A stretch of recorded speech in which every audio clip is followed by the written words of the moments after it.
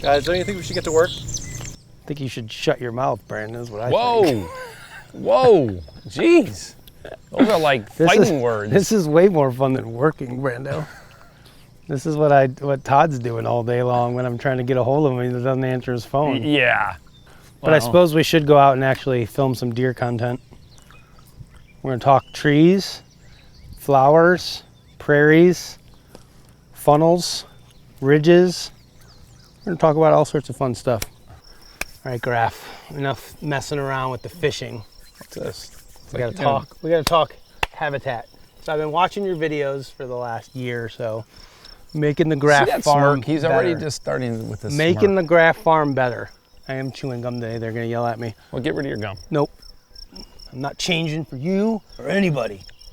All right, so this is an interesting spot because I think when you bought this farm, this is one of the first, you kind of come down the hill from the road and this is the first big valley that you see and you get down here and you're just like, wow, this place looks awesome, right? That first blush, first impression, this is awesome. We got this big ridge that runs, what direction is this? This north and south, I think, this ridge. South.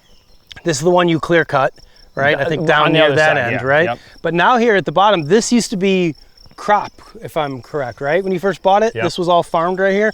And now you've gone through and you've put trees in down here. So my question always is, when you're looking at a piece of property like this, you buy a new piece of property, you learn it for a year, then you go in and you start making this plan of like, this is what I'm gonna put this here and that there. What's the thought process behind that? Like, why this spot did we pick or did you pick to put all these trees in? Like, what makes this spot unique? Well, I mean, first thing we always talk about access, right? I mean, to put a food plot over here or to leave this food, one of two things you're gonna end up with. Once the farmer came in and took the corn, this was just vacant. There was nothing here. And if I decided to say, hey, I want food to be here, I want this to be a spot where I can come hunt, it's hard to get here. Yes. I mean, that was the biggest gripe that I had when we came here. It was like, you come down that hill. I feel like when you're coming down that hill on the other side, everything over here, especially when the leaves are down, like they're just like, oh, hey, dude, walking down here, like, good to see you over there. 100%. And also, once everything was gone, like, it made it very difficult for those deer to travel from this to over where I wanted. Because as we've talked about, deer like, they want, I mean, I don't care what it is, they want to gravitate to that cover. They want to walk along it. I learned that, you go back and you look at those days when I used to hunt that swamp in Wisconsin, those silly willow trees that even though there was cover everywhere, man, it's like, they would see those willow trees and man, they just wanted to like gravitate over to those trees. It was like almost like a little destination spot. So in your case, I think you kind of have that almost with these trees that are down along your river or your creek down here. Yes. So I think what you were telling me is you noticed there was always deer congregating over there. Yes. So essentially what you did was you took, kind of your bedding cover from here and just extended it out into this flat area all the way to the creek to just create more habitat was the idea. More habitat, more carrying capacity, more deer. Right. But you're not necessarily planning on like hunting this. No, I think that's where a lot of people go wrong with like their projects was they're like, they want to do stuff that's going to directly impact, like I'm going to put this food plot here and I'm going to put a stand here and I'm going to hunt on it. In this case, like this isn't intended to be hunted. No. This is just intended to create more habitat to hopefully hold more deer so that you can hunt them in other areas. And honestly, the attention here is like, seriously, after this video, I don't want any more foot traffic in here. I mean, truthfully, like the work has been done, the trees are planted, the trees are coming. We can get in there and we can show you some of that stuff and what I've done to enhance it so that way I can count on those trees being here in the future. But honestly, I want this to feel like a sanctuary because on the back side of this, heading towards where you were just talking about, Justin, a big 3-acre prairie has been planted too. So you literally are gonna have bedding with water in between, and then food's not that far away. Well, and what's going to happen once this bedding grows up is it's going to make your access over there a lot better. Because now the deer aren't way up here looking down over this valley. They're down in here. You've got all those grasses that are growing up tall and these shrubs and these trees.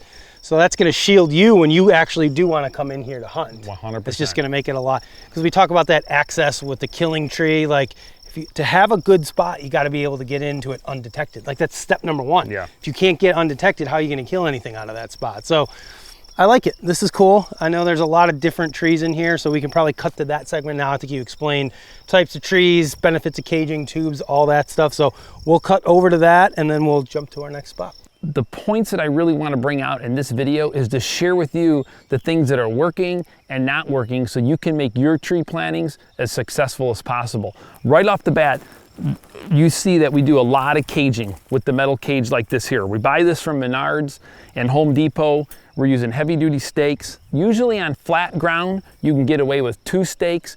Anytime you get on the hillside, you're gonna need 3 stakes.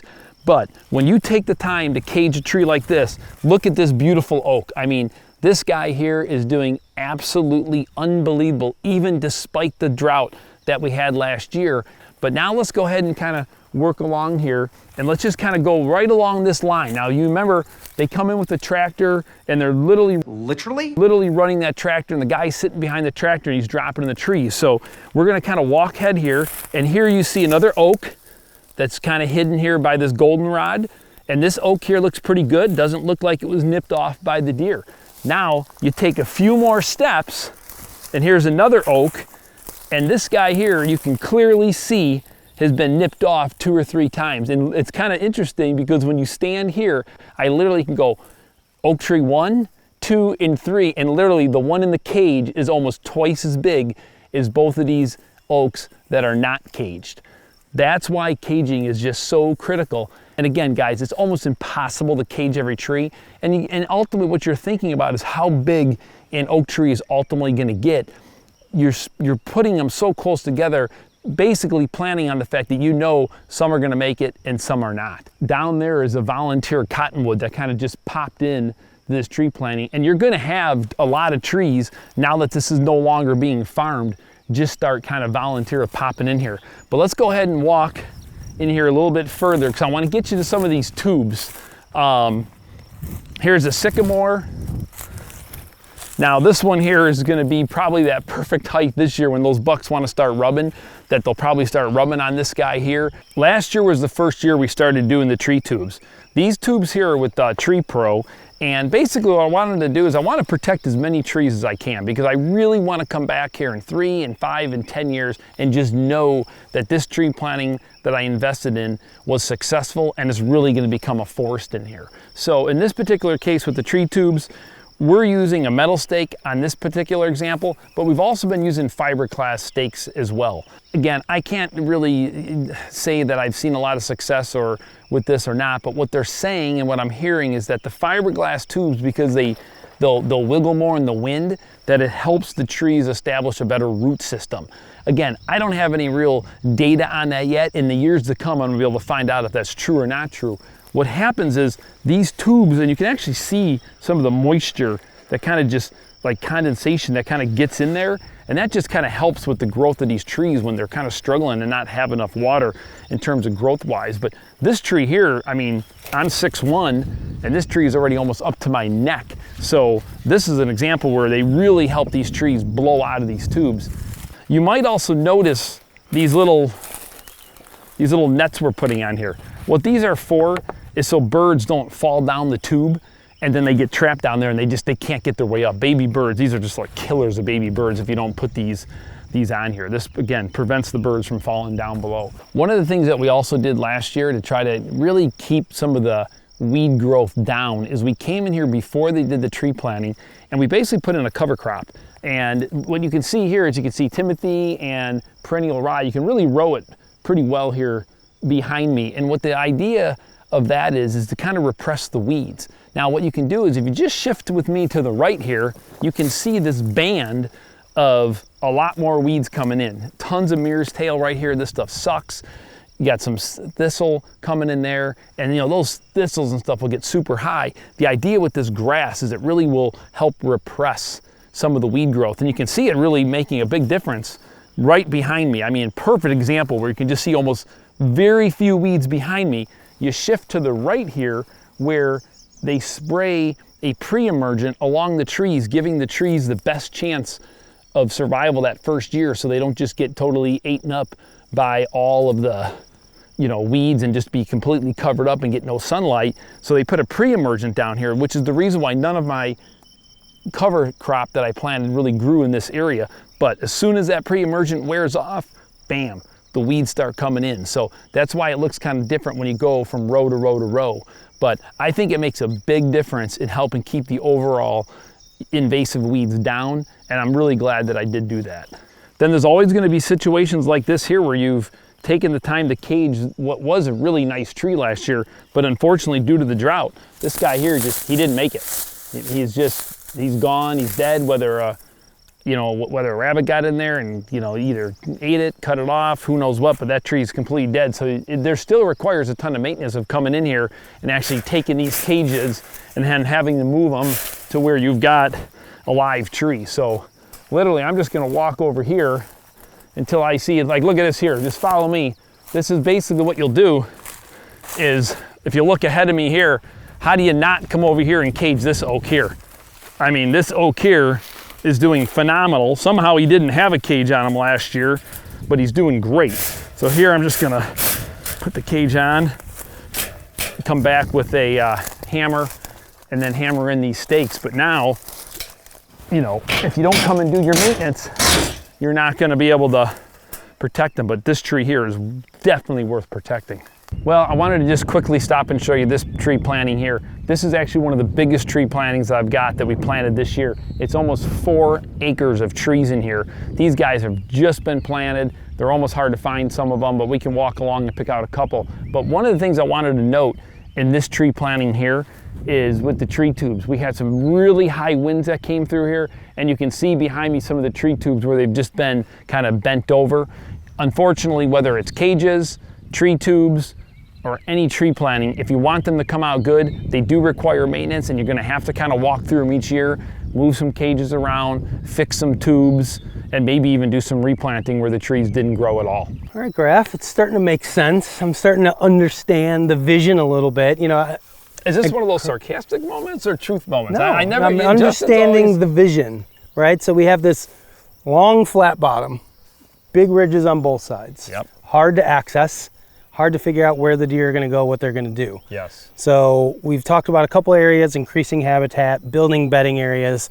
Now we're at a spot where we're doing both of those things, but what it looks like you're also doing is connecting these two ridges to one another and giving them more of a secure location to cross. Because like we all know, food is great, but a big open field like this, especially the more mature deer, they just don't like walking. Yeah, maybe during the middle of the rut, you catch one just cruising out here, but pre-rut, October, dude, they're just not out in there. They're traveling these edges. They want to feel secure as they move between these areas. So, we've got this other shrub planting here that's kind of, I guess you would say, acting as a bridge between these two ridges. 100%. And then strategically, it's done in a way that's kind of funneling deer down into here, which is... And this was by design. Right, which I think is awesome because there's a sweet tree stand right on the other side of your... Would you call it a creek or a river? What is this? Is it it might be more almost a river, I would say. Is it technically a river or is it a creek? What the hell's the difference? I don't even know. I don't know. I don't know what the difference is, to be honest with you. I'm still going with creeks. I just don't think it's a river. Fair enough. Was that a deer bed that you were standing in right there? Certainly, maybe, unless this was just me standing here for a while. But, you could see, guys, these two branches here have just been twisted off and bitten off. Yep. Big community scrape right here, right along the creek bank, right where these deer cross. Like, this is the makings of one of those, like, deer killing trees, where just a bunch of stuff is kind of coming together right here. Scrape, travel corridor, food, habitat. And there's the stand, which who doesn't like sitting in a stand that just overlooks water? Yeah, Brando, you can go over Justin, there look at this here. I mean, this is what's key. I mean, look how this bank is just torn up, ripped apart from these deer crossing right here. Yeah. I mean, it is torn up. There's the stand right across the river. And if you just think about this from think about a west wind right now, Justin, or a northwest wind coming in from the access. So you're coming in on the other side of the creek. I stay on that back side, right along the creek. I got a trail. So you're not disturbing any of this. Nope. They can't see you. They don't know you're there. They want to move either across to go up into here, or vice versa. They want to come get some food. They want to get a drink of water. It's got everything you need. The question is, would you hunt this one? Yeah, I'll be there in October 26th, 27th, something like that. Just I don't care. put my name on the calendar, reserving that You stand. can do it. Well, I wanted to save this shrub planting for last. This is one of the things that I really, really wanted to turn out good, to the point that we put that electrical fence around the whole perimeter of this planting. This is a 1.2 acre shrub planting, and I'll tell you what, despite the drought, these shrubs did surprisingly well. This is year number 2. These button bushes have literally just blown out of the ground. Right in front of Brando here is some awesome dogwoods that are looking great. And literally, if you just follow me, you can just see dogwood, button bush. There's some cranberries over there. I mean, this whole area is just doing unbelievably well. And if you can just imagine what this is going to look like in a couple more years, when these shrubs are 6, 7, 8 foot tall and they start growing into each other, this is going to be a massive bedding area. But what makes it so good is it's a big bridge. This bridge is just going to be critical to be able to bring the deer that run that ridge line over there to the ridge line to my left over here. This is just a critical planting for me, because I want those deer to feel completely safe at any time during the day, to be able to come from that side of the property all the way over to this side of the property.